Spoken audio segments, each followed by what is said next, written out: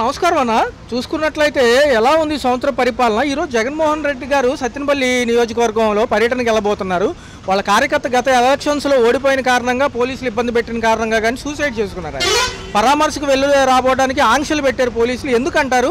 ఈ వెంటపాళ్ళు గ్రామంలో ఆయన చనిపోవడం అనేది పాపం అప్పట్లో బాగా కలవరపరిచింది. మరి ఎలా చూడాలి సార్? ఆ రోజున జరిగిన ఘటన నిజంగా ఎలక్షన్ అయిపోయిన తర్వాత అతను మేమైతే మేము ఫోన్ ద్వారానే చూసాం. మేము అక్కడ ఏం జరిగిందో నాకైతే క్లారిటీగా తెలియదు నాకు కూడా.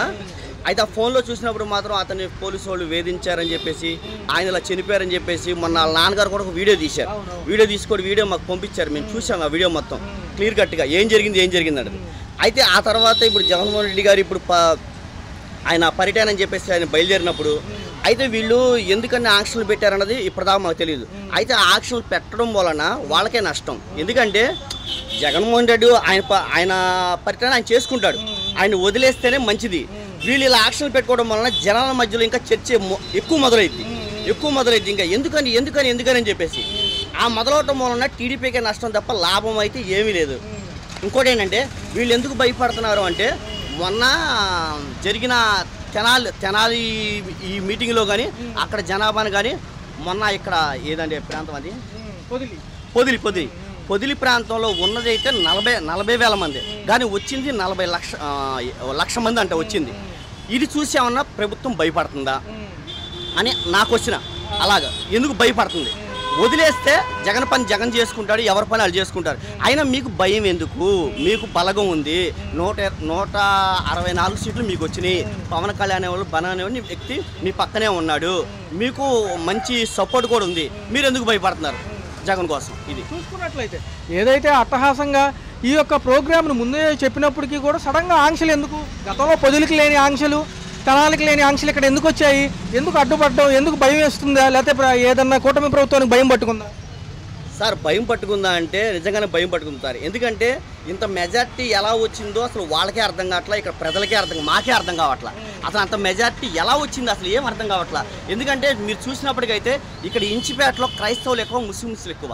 అసలు ఇక్కడ సుజనా చౌదరి గారు అంత మెజార్టీ ఎలా వచ్చిందో మాకే అర్థం కావట్లా. అక్కడ చూస్తే కేతిరెడ్డి గారు ప్రతి 5 సంవత్సరాలకు ఒకసారి 5 సంవత్సరాల ప్రజల్లోనే తిరిగిన మనిషి ఆయన. కానీ అక్కడ ఆయన ఎలా ఓడిపడి అర్థం కావట్లా. ఇంత మెజార్టీ వీళ్ళకి రావటం కూడా ఒక క్వశ్చన్ మార్కే అందరికి, ఏపీ ప్రజలకి. చూసుకున్నట్లయితే పోలీసులు ఉన్నపలంగా నిన్న సాయంత్రం పుంజుకుని ఎస్ఐ గారు, అక్కడ సిఐ గారు నియోజకవర్గంలో పోలీసులందరూ కూడా రావడానికి వీల్లేదు అంటున్నారు. హెలికాప్టర్ ల్యాండింగ్ పర్మిషన్ ఇవ్వలేదు, వెహికల్స్లోనే రావాలి, వెహికల్స్లో ఎంతమంది ఉన్నారో చెప్పాలి, మీతో పాటు ఇంకెంతమంది వస్తున్నారు, దీనికి మానిటరింగ్ చేసేవాళ్ళు మీరే పెట్టుకోవాలంటున్నారు, వస్తే చట్టపరమైన చర్యలు ఉంటాయి అంటున్నారు. ఎలా చూడాలి ఈ అంశం? సార్, అసలు ఆయనకి భద్రత కల్పించమంటే భద్రత కల్పించట్లా. కొన్ని సంఘటనలు కూడా జరిగినాయి ఆల్రెడీ. ఆ హెలికాప్టర్ వచ్చినప్పుడు దాని మీద పట్టడం ప్రజలు ఇదంతా జరిగింది. అసలు ఇదంతా మానేసి ఇలా చేయటం అనేది కరెక్ట్ కాదు సార్. ఇది మాత్రం చాలా తప్పది. కొద్ది ఘటనలో కూడా చెప్పులు రాళ్ళు విసున్న వాళ్ళ సంగతి ఏమైంది? ఇంతవరకు ఏమైనా తేల్చారా? ఏమన్నా అదుపులో తీసుకున్నారా? క్లియర్ కట్గా అక్కడ ఏం జరిగింది అనేది అక్కడ కార్యకర్తలు మొత్తం వీడియోస్ ఫొటోస్ మొత్తం అందరికీ చూపించారు సార్. వీళ్ళు ఏమనుకుంటారంటే మనం ఏం చేసినా ఎవరు చూడలేదు, ఎవరు పట్టించుకోరు అని అనుకుంటున్నారు. కానీ ఇప్పుడున్న సమాజంలో ఏంటంటే ఫోన్, ప్రతి ఒక్కరి దగ్గర ఫోన్ ఉంది. ప్రతి ఒక్కరి దగ్గర ఇంతకుముందు అంటే మీడియా ఎక్కడో ఉండేది కాబట్టి వాళ్ళు ఏం చేసినా చాలామని అయ్యేది. ఇప్పుడు ఏం జరుగుతుంది? ప్రతి ఒక్కరి దగ్గర ఫోన్ ఉండటం వలన ఎక్కడ ఏం జరిగినా చీమ చిట్టి కన్నా సరే ప్రతిదీ మన ఫోన్లో వచ్చేస్తుంది. కాబట్టి ప్రతి ఒక్కరు గమనిస్తున్నారు, ప్రతి ఒక్కరు కూడా దాన్ని చూస్తున్నారు, ఫాలో అవుతున్నారు. సార్, ఇది మంచి ప్రభుత్వం అని స్టిక్కర్లు వేయించుకున్నారు, మరి ఇదేనా మంచి ప్రభుత్వం? సార్, దాని గురించే చెప్పాలి సార్. నాకు దాని గురించే మంచి ఇది వచ్చింది. వాళ్ళు మంచి స్టిక్కర్ అని, మంచి ప్రభుత్వం స్టిక్కర్ ఇస్తున్నారు సార్. సూపర్, బాగుంది. మన 1 ఇయర్ పాలనలో మంచి 1 ఇయర్ పాలన అని చెప్పేసి పెద్ద బ్యానర్లు పెట్టారు పెద్ద సార్, బాగానే ఉంది సార్. కానీ నాకు ఇక్కడ క్వశ్చన్ మార్క్ ఏంటంటే వాళ్ళంతా వాళ్ళు మార్కులు వేసుకోవడం ఏంటి సార్? నాకు చిన్నది అంటే మా అబ్బాయి ఎగ్జామ్కి వెళ్ళాడు సార్. ఎగ్జామ్కి వెళ్ళినప్పుడు ఎగ్జామ్ రాశాడు. ఎగ్జామ్ రాసేసిన తర్వాత మార్కులు కూడా మా అబ్బాయి వేసుకొని టీచర్ దగ్గరికి తీసుకెళ్తే టీచర్ ఒప్పుకుంటుందా? టీచర్ గారు ఏమంటారు? అయ్యా, ఇది నీ పని కాదయ్యా, పైకి మేము పంపించాలి, వాళ్ళు మార్కులు వేయాలి, నువ్వు మార్కులు వేసుకోవడం ఏంటయ్యా అని చెప్పి దండేస్తుంది. అసలు వీళ్ళు వేసుకోవడం ఏంటి సార్?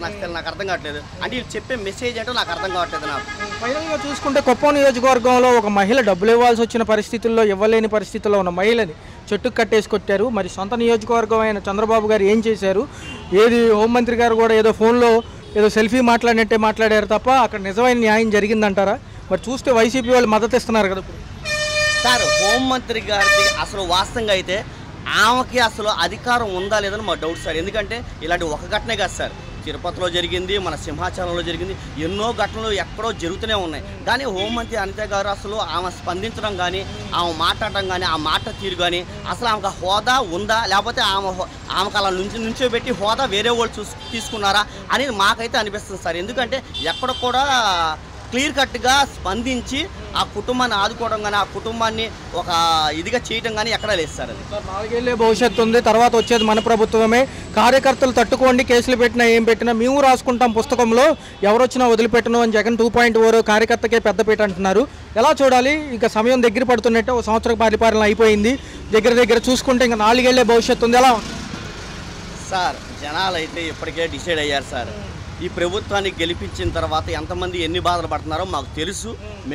మేము జనాల్లోకి వెళ్తూ ఉంటాం, మాట్లాడుతూ ఉంటాం, ప్రతి ఒక్కరిని పలకరిస్తాం, మాట్లాడతాం. మేము డాక్టర్లు కలుస్తాం, లాయర్లు కలుస్తాం. నేను ఆటో డ్రైవర్ని సార్, నేను ప్రతి దాంట్లో తిరుగుతూనే ఉంటాను. వాళ్ళందరూ చెప్తూనే ఉంటారు. ఇప్పటిదాకా నేను చేసిన సర్వేలో ఏ రోజు ఎవరు కూడా జగన్కి మేమైతే ఓటు వేయలేదని ఇప్పటిదాకా ఎవరు అనలేదు సార్.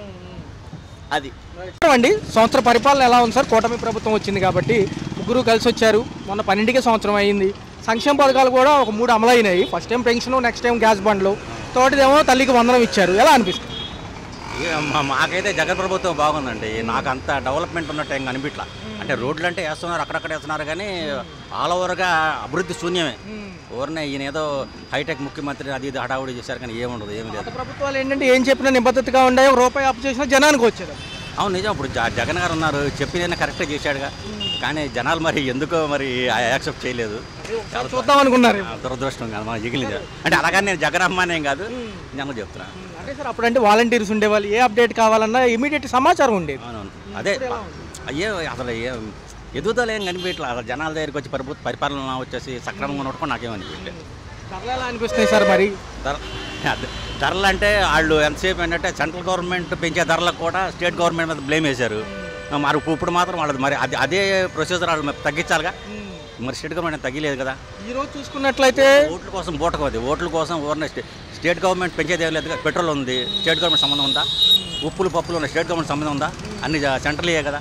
మరి స్టేట్ గవర్నమెంట్ పెంచిందని దాని మీద బ్లేమ్ వేశారు. అంతే. ఈరోజు సత్తెనపల్లి వెళ్ళబోతున్నారు సార్ జగన్ గారు. పర్యటన ఉంది. పాత కార్యకర్తను పరామర్శకి గతంలో పొదిలి వెళ్ళారు, తెనాలి కూడా వెళ్ళొచ్చారు. ఈ పరామర్శలో ఏంటంటే జనం ఎక్కువ వస్తున్నారని పోలీసులు ఆంక్షలు పెడతామంటున్నారు. ఎలా చూడాలి? ఆయన పాపం మాజీ ముఖ్యమంత్రి గారు కదా. ఏముంది, ఇవాళ వాళ్ళు పెడతారు, రేపోతే మళ్ళీ వాళ్ళ గవర్నమెంట్ వీళ్ళని కంట్రోల్ చేస్తారు కదా. అయితే అది మంచి పద్ధతి కాదు. ఇప్పుడు మనకి ఇండిపెండెన్స్ కంట్రీ, మరి ఎవరైనా ప్రతి ఒక్కరు కూడా ఎవరు ప్రశాంతంగా ఎవరిని ఇబ్బంది పెట్టకుండా ఎవరి కార్యక్రమాలు చేసుకోవచ్చు. మరి అసలు యాక్చువల్గా ఈ పోలీసులతో అనగదొక్కడం అనేది చంద్రబాబు నాయుడు గారు నేర్పించింది. అంతకుముందు లేదు, ఈయన నేర్పించారు పోలీసులను ఎలా వాడుకోవాలనేది. వాళ్ళేమో మీరు పర్మిషన్లకి ఎంతమంది వస్తారో చెప్పమంటున్నారు సార్. అంటే మధ్యలో వచ్చే వాళ్ళ గురించి తెలియదు కదా ఎంతమంది స్వచ్ఛందంగా వస్తారనేది.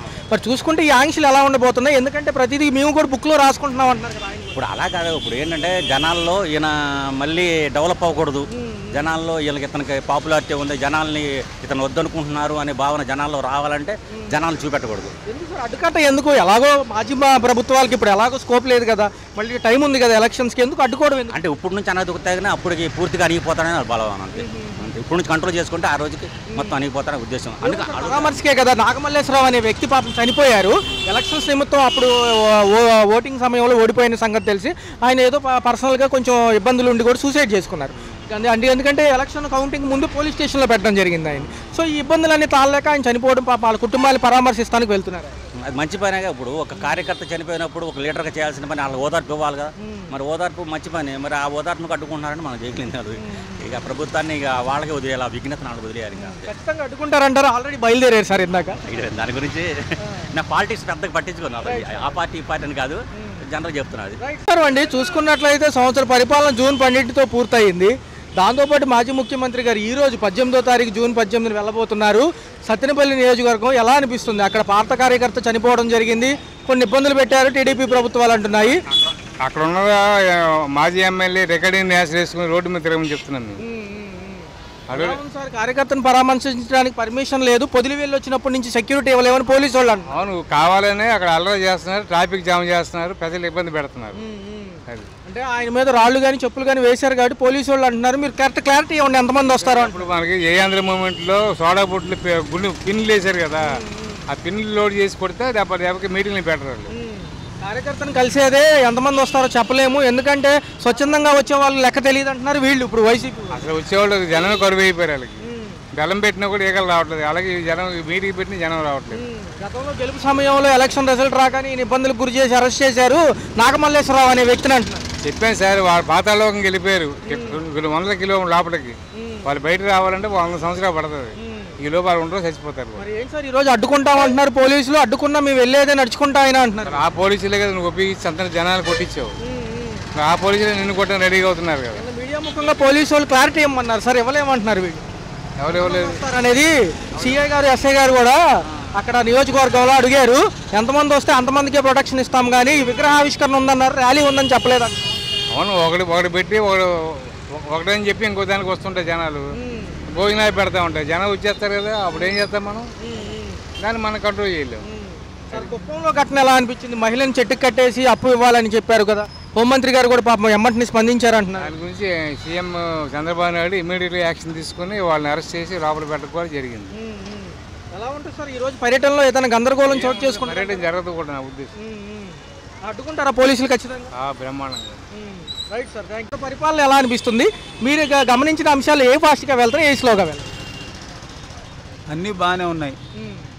పరిపాలన అంతా ఇప్పుడు ఈ సంవత్సరం కాలంలో ఆర్థిక ఇబ్బందులు అన్నీ దాటుకుని, అంటే ఆర్థిక ఇబ్బందులను దాటుకునేటువంటి అవకాశం లేదు, లేకపోయినా సరే దాన్ని సర్దుబాటు చేసుకుని మొత్తం అన్నీ మళ్ళీ పనులన్నీ పునరుద్ధరించడం, అమరావతి పనులు వేగవంతం కావటం, పోలవరం పనులు ఇదవ్వటం, సెంట్రల్ గవర్నమెంట్ ఆఫీసులు ఇక్కడికి రావటం, అట్లాగే ఇక్కడ రిజర్వ్ బ్యాంక్ ఆఫ్ ఇండియా నుంచి మొత్తం అన్నీ కూడా ఇక్కడికి వచ్చేటువంటి ఇవి చూస్తుంటే మళ్ళీ మన ఆంధ్రప్రదేశ్లో ఉన్నటువంటి ప్రజలకు కూడా ఒక చిన్న ఆశ ఏంటంటే మన రాజధాని మళ్ళీ రీబిల్డ్ అవుతుంది, ఇబ్బంది లేదు, భవిష్యత్తు బాగుంటుంది అని. పర్టికులర్గా చూసుకుంటే సార్ మాజీ ముఖ్యమంత్రి గారు ప్రజల్లోకి వెళ్తున్నారు, ప్రస్తుత ముఖ్యమంత్రి గారు ప్రజల్లో ఉంటున్నారు. ఏదైనా సమస్యలు వచ్చినా వాళ్ళు పాపం ఓడిపోయిన అంశాలన్నీ క్రోడీకరించుకొని మళ్ళీ పుంజుకుందామని ప్రతిపక్షం. ఇప్పుడు ఉన్న వాళ్ళు ఏమంటే ఇదే అంశంగా అన్నీ బేరీ వేసుకుని ఎక్కడెక్కడ మనం అప్పులు చేసాము పాత ప్రభుత్వాలు తీర్చుకుంటూ వీళ్ళు వస్తున్నారు. ఎలా ఉంది ఈ వ్యత్యాసం? అంటే వాళ్ళకి వీళ్ళకి ఒక వ్యత్యాసం మీరు చక్కగా గమనిస్తే, ఇప్పుడున్నటువంటి ప్రభుత్వం ఏం చేస్తుంది, గవర్నమెంట్లో ఉన్నటువంటి గవర్నమెంట్ సెక్టార్లన్నింటినీ బాగు చేసుకోవటం, తర్వాత వాటిల్లో ఉద్యోగాల కల్పన చేయటం, అట్లాగే సాఫ్ట్వేర్ కంపెనీలు ఇట్లాంటివి తీసుకొచ్చి పిల్లలకు ఉద్యోగాలు ఇప్పించటం, అలాగే ఇన్ఫ్రాస్ట్రక్చర్ డెవలప్మెంట్ ఏదైతే ఉందో ఇప్పుడు కన్స్ట్రక్షన్ ఇది కానీ ఇవన్నీ వచ్చేటప్పటికి కూలీ దగ్గర నుంచి ఈ తాపీ మేస్త్రి దగ్గర నుంచి ప్రతి వాళ్ళకి చేతి నిండా పని, వాళ్ళకు డబ్బులు వస్తే బిజినెస్లు బాగుపడితే స్టేట్కి రెవెన్యూ వస్తుంది, అట్లా బిల్డ్ చేసుకుంటూ వస్తున్నారు. అయితే రాజకీయ పార్టీలు అధికారంలోకి రావాలనుకోవటం తప్పులేదు, కానీ రాజకీయ పార్టీలు అధికారంలోకి రావాలనుకునేది వక్ర మార్గంలో ఉండకూడదు. సార్ ఈ రోజు చూసుకుంటే మళ్ళీ మాజీ ముఖ్యమంత్రి గారు పర్యటన వెళ్తున్నారు సత్తెనపల్లి, ఏదైతే పల్నాడు జిల్లా ఉందో అక్కడ కూడా పోలీసులు ఆంక్షలతో కూడుకున్న పర్మిషన్స్ ఇస్తున్నారు. ఎందుకంటే పొదిలి ఘటన చూశారు, గతంలో తెనాలి ఘటనలో జనం అంతులేని ప్రవాహంలాగా వస్తాం, అక్కడ ఏదన్నా చర్యలు జరిగితే కంట్రోల్ చేయలేకపోతున్నారు. ఆంక్షల నిమిత్తం కూడా ముందే డేటా ఇవ్వమంటున్నారు ఎంతమంది వెళ్తారు ఏంటనేది. మరి ఇప్పుడు అడ్డుకుంటామంటున్నారు సార్ పోలీసులు, ఏమంటారు? అయితే ఒకటి, రాజకీయ పార్టీలు ప్రజల్లోకి వెళ్ళటం అనేది సర్వసాధారణం, దాంట్లో తప్పేమీ లేదు. అయితే కార్యకర్తలు దౌర్జన్యాలకు పాల్పడకుండా చూసుకోవాల్సినటువంటి బాధ్యత కూడా లీడర్స్ మీదే ఉంటుంది, ప్రభుత్వం మీదే ఉంటుంది. అంతేగా ప్రభుత్వం శాంతి భద్రతలు చూస్తుంది, అక్కడికి వచ్చినటువంటి క్రౌడ్ని అల్లరి చేయకుండా చూసుకోవాల్సిన బాధ్యత లీడర్ది. లీడరు వాళ్ళెవరు కూడా అక్కడ దౌర్జన్యాలు ఇట్లాంటివి చేయకోకుండా మీరు సంయమనం పాటించండి అని వాళ్ళందరినీ కూడా నచ్చజెప్పుకొని ఎన్ని వేల మందినైనా తీసుకెళ్ళొచ్చు, తప్పులేదు. ఎస్ఐ గారు మీడియా ముఖంగా చెప్పారు, విగ్రహావిష్కరణ వరకే పర్మిషన్ ఇచ్చాం కానీ ఈ ర్యాలీలకి ఇంతమంది క్రౌడ్కి ఇవ్వలేదండి, ఎంతమంది వస్తారో చెప్పాలి లేకపోతే చట్టపరమైన చర్యలు ఉంటాయి అంటారు. ఎందుకంటే మొన్న రాళ్ళు విసిరారు, చెప్పులు విసిరారు. అవును, దాంట్లో ఎందుకంటే ఇప్పుడు పర్మిషన్ ఇవ్వకపోతే మాకు ప్రజాభిప్రాయ సేకరణ చేసుకోవటానికి ప్రజలకన్నీ మేము మద్దతుగా ఉండటానికి మాకు పర్మిషన్ ఇవ్వలేదని చెప్పి అంటారు. ఇస్తే ఆ శాంతి భద్రతల్ని విఘాతం కలిగించే విధంగా చేస్తారు. అది తప్పు కదా. అలా కాకుండా మామూలుగా మనకున్నటువంటి సిస్టమ్స్లో పోలీసు వ్యవస్థ కూడా ఒకటి. ఆ పోలీసు వాళ్ళకి ప్రజలుగా మనం కూడా సహకరించాల్సినటువంటి బాధ్యత మనకు ఉంటుంది, మనల్ని లీడ్ చేసేటువంటి నాయకత్వానికి ఉంటుంది. కాబట్టి వాళ్ళు అట్లాంటి దుందుడుకు చర్యలు తీసుకోము, మాకేం ఇబ్బంది లేదు, అట్లాంటి శాంతి భద్రతలకి ఏ విఘాతం కల్పించడం అనేటువంటి హామీ వాళ్ళు ఇస్తే పోలీసులకి ఏం అభ్యంతరం? ఫైనల్ క్వశ్చన్ సార్, చూసుకోండి కుప్పంలో పాపం మహిళలను చెట్టుకు కట్టి కొట్టేశారు. పాపం ఎమ్మంటనే ఇమీడియట్గా హోంమంత్రి గారు స్పందించారు, మన రాష్ట్ర ముఖ్యమంత్రి గారు స్పందించారు. ఒక 5 లక్షలు కూడా చేయూత ఇస్తామంటున్నారు. ఎలా చూడాలి ఆ అంశం? ఎలా చూడాలంటే సంఘంలో ఉన్నటువంటి అరాచక శక్తులన్నీ కూడా రకరకాలైనటువంటి రూపాల్లో ఉంటారు. అయితే ఇప్పుడు ఆ అమ్మాయిని అక్కడ అమానుషంగా అలా చేయటం తప్పు. అతను చట్టపరమైనటువంటి కేసులు పెట్టవచ్చు, కోర్టుకు లాగొచ్చు, వాళ్ళ ఆస్తులు ఉంటే జప్తు చేసుకోవచ్చు, లేకపోతే ఇంకో రకమైన చర్యలు తీసుకోవచ్చు. కానీ ఒక ఆడకూతురుని తీసుకెళ్ళి చెట్టుకు కట్టేసినంత మాత్రం అతనికి డబ్బులు రాలేదు కదా. కానీ అది చేసినందువల్ల ఏంటంటే అతను ఏదో పైశాచికంగా ఆనందాన్ని పొందడమే తప్ప అతనికి డబ్బులు రాక మళ్ళీ పైపెచ్చు అతనికి ఉల్టా కేసు కూడా అతని మీద పడుద్ది. అవి కొద్దిగా వాళ్ళు చూసుకోవాలి. వాళ్ళతో వసూలు చేసుకునే మార్గంలో తప్పులేదు. నువ్వు వడ్డీకో లేకపోతే సహాయం చేయటానికి డబ్బులు ఇచ్చినప్పుడు అట్లా వసూలు చేసుకోకుండా ఉంటే ఇతను కూడా ఇతని కుటుంబం కూడా నాశనం అయిపోద్ది. కాబట్టి వాళ్ళతో వసూలు చేసుకోవడం తప్పులేదు. కానీ ఒక ఆడకూతురుని ఆ విధంగా హింసించడం అంటే తప్పు. హలో, తెలుగు రాజ్యం ఛానల్ చూస్తున్నారా? సామాజిక రాజకీయ జీవన చిత్రణే తెలుగు రాజ్యం. అతిశయోక్తులు అసత్యాలు ఉండవు. రాజకీయ కోణం కాదు, ప్రజా కోణమే కొలబద్ద. తెలుగు రాజ్యం వీక్షణ మీ ఉత్తమ అభిరుచికి నిదర్శనం.